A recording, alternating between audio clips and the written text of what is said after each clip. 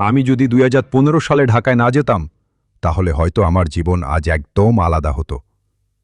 তুমি কি কখনো ভাবেছ তোমার অন্য জীবনটা কেমন হতে পারত? তখন হয়তো আমি এক ছোট্ট গায়ে দোকানে বসে চা বানাচ্ছিলাম।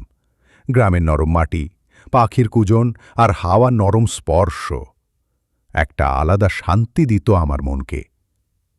দোকানের পাশে বাচ্চারা খেলত, দূরে কৃষকরা মাঠে কাজ করত। আমার হাতে ফুটো মাটির গ্লাস আর মুখে হাসি। হয়তো আমি এক গানের লোক হতাম। গ্রামের রাস্তায় বাঁশি বাজাতাম, মাটির হাঁড়িতে তাল ধরে গাইতাম। লোকেরা বলতো তার গলায় আছো সুরের মায়া। রাতের আকাশের নিচে জ্বলে উঠত চাঁদের আলো আর আমার সুর।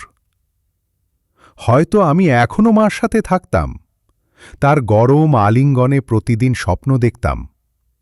তার মাটির ঘর, রান্নাঘরের গন্ধ, শীতের রাতে চুলায় আগুনের সান্নিধ্য। সবাই বলতো মা আর ছেলের জীবনে এমন বন্ধন বিরল। কিন্তু এখন আমি ঢাকায় এসেছি। শহরের বিশালতা, ভিড়, ট্রাফিক, ব্যস্ততা এবং অহেতুক দৌড়ঝাঁপ। প্রথম দিনগুলো মনে হচ্ছিল যেন অন্য এক জগতে পা দিয়েছি। কোনো গন্ধ নেই, কোনো মমতা নেই, শুধু ঠান্ডা রাস্তা আর অজানা মানুষ। এখন আমি ব্যস্ত। অফিসের চাপ, শহরের কোলাহল, মানুষজনের ঠান্ডা দৃষ্টি। আমি একা, হাজারো মানুষের মাঝে একাকী। মনে হয় কেউ আমার ভেতর ঢুকে দেখতে চায় না। সবাই নিজস্ব দুনিয়ায় বিভোর, আমি যেন অদৃশ্য।